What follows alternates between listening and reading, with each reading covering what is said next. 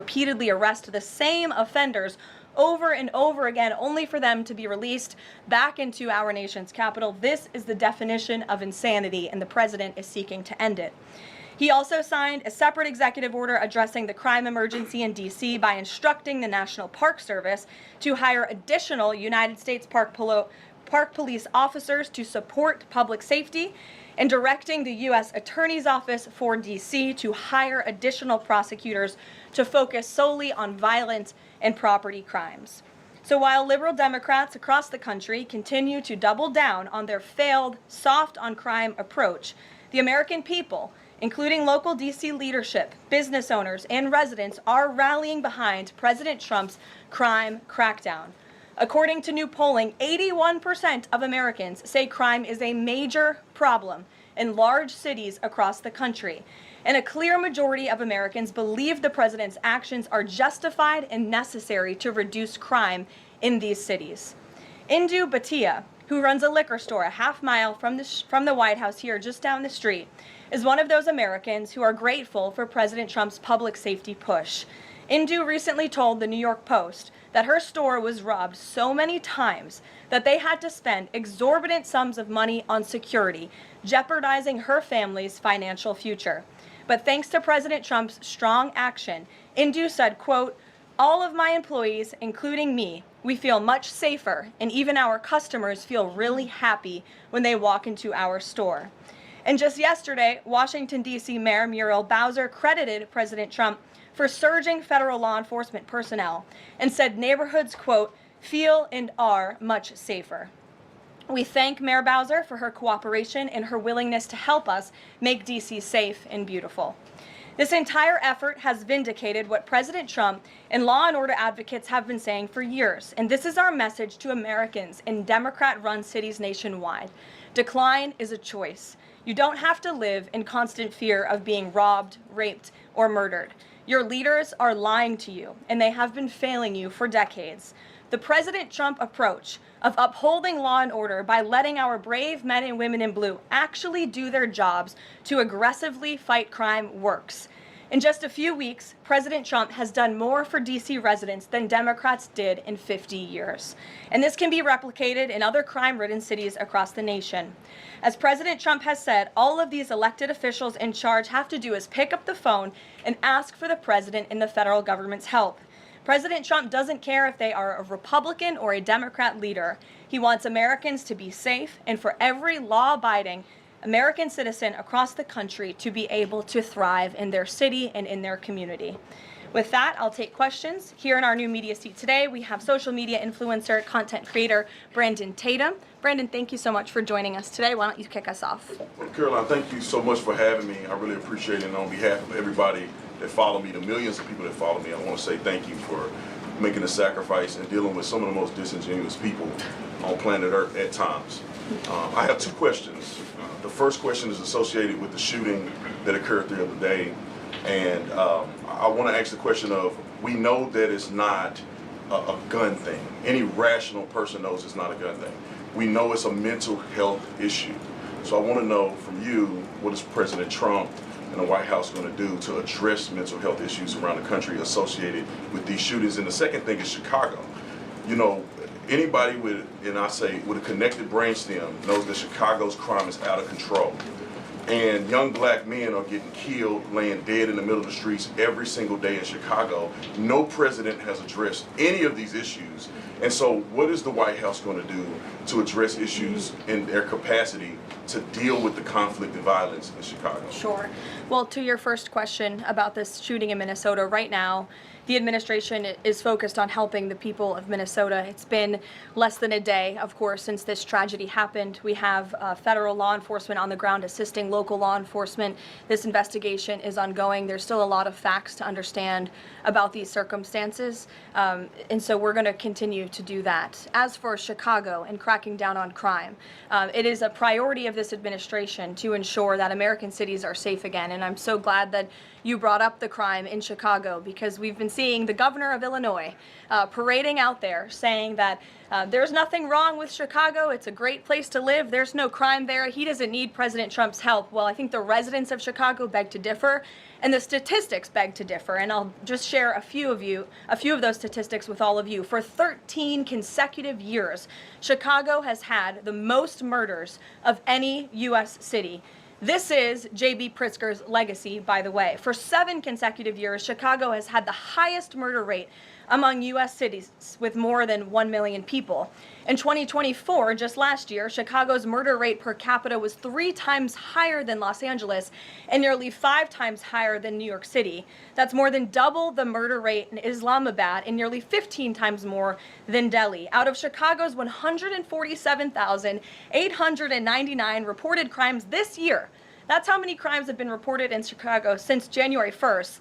There have only been arrests in 16% of them. These numbers are unacceptable. There have been more illegal guns recovered in Chicago than in New York City and Los Angeles combined. The number of reported motor vehicle thefts last year was more than double the number in 2021.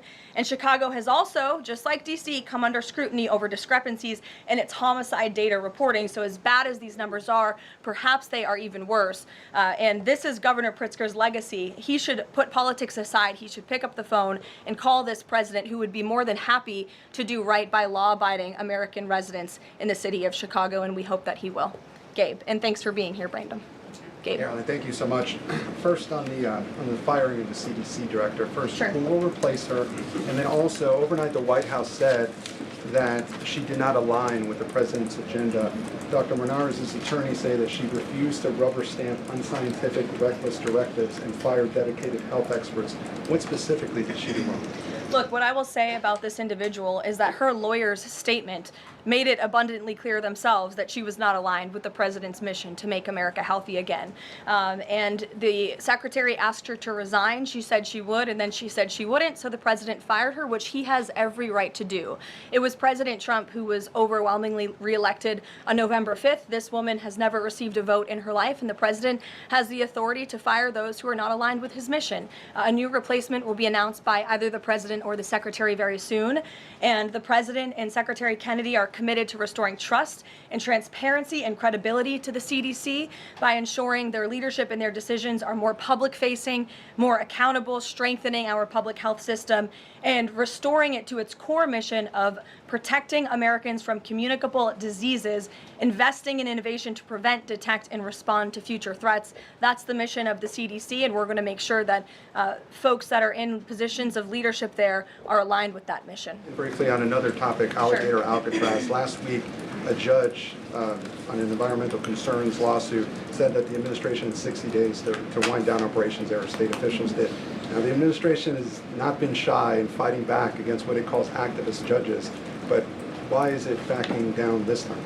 We're not backing down. We've always said that we are going to continue to fight in the court of law for what's right, because we know that what this administration is doing with respect to all policy, but also immigration policy, is above the books, and we're abiding by our nation's immigration laws. And we think it's despicable that an activist judge has inserted themselves in this migrant detention facility to the point where DHS is now having to relocate these illegal immigrants to other detention facilities around the country. That is an unnecessary burden on the Department of Homeland Security and these agents who should be removing these criminals from our community. That's what the American people elected this president to do. So we've always maintained, Gabe, we're going to comply with court orders, but we're also going to fight back on them on the merits of the law. And DHS is in compliance while we disagree with this decision, and we'll continue to fight it in court. Let's go to... Hey, Go ahead. Thanks so much. So just following up on the CDC firing. Sure. Are you anticipating other changes there at CDC in addition to that firing? And is the administration going through in a very sort of organized fashion? Is there a task force that's going through high-level appointees to see who is or isn't aligned with the mission? Like, should we expect more or changes? Not to my knowledge. I understand there were a few other individuals who resigned after the firing of Ms. Monarez. One of those individuals wrote in his departure statement that he identifies pregnant women as pregnant people. So that's not someone who we want in this administration anyway. So if people are not aligned with the president's vision and the secretary's vision to make our country healthy again, then we will gladly show them the door. Caroline, can I just Go to the back. Thank you, Caroline. Go behind you, Andrew. Go ahead. Oh, thank you, Caroline. The military deployment that President Trump has sent to the Caribbean Sea close to the shores with Venezuela is massive. It's much more that is needed to simply counter narcotics operations. Is President Trump considering launching military strikes to military installments or facilities in Venezuelan soil? I won't get ahead of the president with respect to any military action or questions about that ever. But what I will tell you is that many Caribbean nations and many nations in the region have applauded the administration's counter-drug operations and efforts, and the president is prepared to use every element of American power to stop drugs from flooding into our country and to bring those responsible to justice. And as I've said from this podium before, the Maduro regime is not the legitimate government of Venezuela. It is a narco-terror cartel. Maduro is not a legitimate president. He is a fugitive head of this drug cartel. He has been indicted in the United States for trafficking drugs into our country, and it is the utmost responsibility of this president and this administration to prevent the illicit flow of drugs into our country and to protect citizens from those deadly poisons. Reagan. Thanks, Caroline. I have two questions for you. Sure. Democrats, including former White House Press Secretary Jen Psaki and Minneapolis Mayor Jacob Frey, attacked prayer and pushed gun control in the aftermath of yesterday's shooting. What's the White House's response to their comments? Yes, I saw the comments of my predecessor, Ms. Psaki, and frankly, I think they're incredibly insensitive and disrespectful to the tens of millions of Americans of faith across this country who believe in the power of prayer, who believe that prayer works, and who believe that in a time of mourning like this, when beautiful young children were killed while praying in a church, it's utterly disrespectful to deride the power of prayer in this country, and it's disrespectful to the millions of Americans of faith. And I would encourage Ms. Psaki to pray for these families themselves who need it right now more than ever. My second question for you is that there have been media outlets who have glazed over the fact that the shooter was confused in their gender identity. Does the administration believe that this element needs to be investigated in the shooting? All of the elements are being investigated in the shooting, absolutely. Which is why part of the reason the FBI director came out and immediately confirmed that facet of the investigation. John. Thanks a lot, Caroline. Two questions on two separate issues. First of all, the drone and missile strikes that took place overnight in Ukraine. General Keith Kellogg, the president's special envoy, has described these attacks as egregious. Do you agree with that description, and do you view President Putin as an impediment to getting peace between these two countries? Well, it's not about if I agree, it's about what the president thinks, and I know what the president thinks because I talked to him about this. He was not happy about this news, but he was also not surprised. These are two countries that have been at war for a very long time. Russia launched this attack on Kyiv, and likewise, Ukraine recently dealt a blow to Russia's oil refineries. They have taken out, as a matter of fact, 20% of Russia's oil refinery capacity over the course of their attacks throughout the month of August. So the president is continuing to watch this intently, and this killing, unfortunately, will continue as long as the war continues, which is why the president wants it to end. And that's why he's worked harder than anyone to end this war, which would have never started if he were president. But perhaps both sides of this war are not ready to end it themselves. The president wants it to end, but the leaders of these two countries need it to end and want it to end, must want it to end as well. And I think the president will make some additional statements on this later. My second question has to do with, Carrie. I just had one more, if I may. It has to do with the president's intention to remove Lisa Cook as a member of the Federal Reserve Board. He is going or acting upon allegations that have been made by Trump administration official Bill Pulte. These are just allegations. She hasn't been convicted yet of any crime. Is the administration opposed to allowing Ms. Cook to have due process, to challenge what has been alleged against her? I believe she is challenging it. I believe she just filed a lawsuit today, and Mr. Pulte has deferred those allegations over to the Department of Justice to investigate them. What I will say is that you had these mortgage receipts very clearly shown to the president, and he has the cause that he needs to fire this individual. He laid it out in the letter that he provided to her and to the public as well. And so we'll continue to fight this battle. Carrie. Hi, Caroline. So the president just announced that he wants to have a convention right before the midterms next year. The DNC has countered that they too want to have a convention right before the midterms as well. What's the White House's response to that? And can you give us just a little bit of a hint or a tease here as to how the president envisions a convention for the midterms? Look, the president put out a statement on this earlier today. I'll let him speak further on the plans that he envisions, but I think he's very proud of the accomplishments and the achievements of his administration, as he should be. The most secure border in United States history, a crackdown on crime here in our nation's capital, an attack or a reversal of the attack on our energy industry from the previous administration. As I just pointed out to you, gas prices today, this Labor Day, are the lowest they've been since Labor Day in 2020. Our economy is bringing in trillions of dollars in revenue from all over the world again. So there's so much for Republicans and for the president and for Americans across the country to be proud of, and I think the president wants to see that celebrated. But for any further details on this as they come, we'll provide you with them. Iris. Thank you, Caroline. 2 questions on the shooting. What's the administration's message to some concerned parents across the country who might be now worried about their kids' safety in light of the latest incident? We completely and totally understand the concerns of parents across the country. This tragedy it's heartbreaking. As a parent myself, there are no words to describe just the heartbreak that these families must be enduring, which is why the president and the first lady have encouraged everyone to continue to pray for these families and these victims.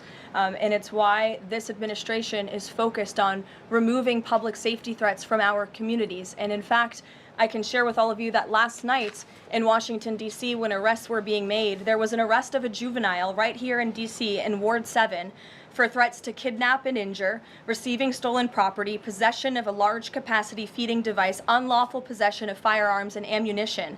A search warrant was executed, 7 firearms were recovered, and the juvenile was arrested after an investigation was initiated based on social media posts allegedly threatening violence towards a school. So this was a juvenile who was a risk to not just himself, but the community here in Washington, and he was removed from the community last night because of the law enforcement efforts of this administration. And I would also point to the statement of our wonderful First Lady that she released yesterday. She wrote, "The tragic mass killing in Minnesota illuminates the need for preemptive intervention in identifying school shooters. Early warning signs are often evident, with many individuals exhibiting concerning behaviors and making violent threats online prior to their actions. We encourage all Americans, as the old saying goes, if you see something, say something. If you see warning signs or threats, report it to law enforcement. This administration, federal law enforcement, will take those reports and those threats seriously. They will be treated as a law enforcement emergency, and we will act accordingly." And on the First Lady's statement, would the administration consider ramping up resources on these fronts to parents and schools across the country to help them look into these signs and prevent more tragedies? It's a very fair question, Iris. As for any potential future policy decisions or funding questions, it's just been over 24 hours since this tragedy occurred. Right now, we're focused on the FBI and their investigation and uncovering all the facts, and we'll leave those very important policy discussions to another day. Thank you, Caroline. Go ahead. Megan. I had a question about the Lisa Cook lawsuit that you Sure. mentioned. Does the president plan to wait until that lawsuit is resolved to appoint her replacement? I will leave that to the president to make that decision in that announcement himself. Brian. Thank you, Caroline. 2 questions.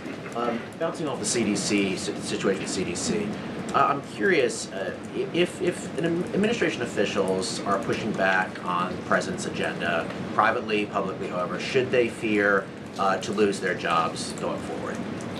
Look, I think if you're doing your job well, and if you are executing on the vision and the promises that the president made to the public who elected him back to this office, then you should have no fear about your job. Just do your job. That's what this president wants to see.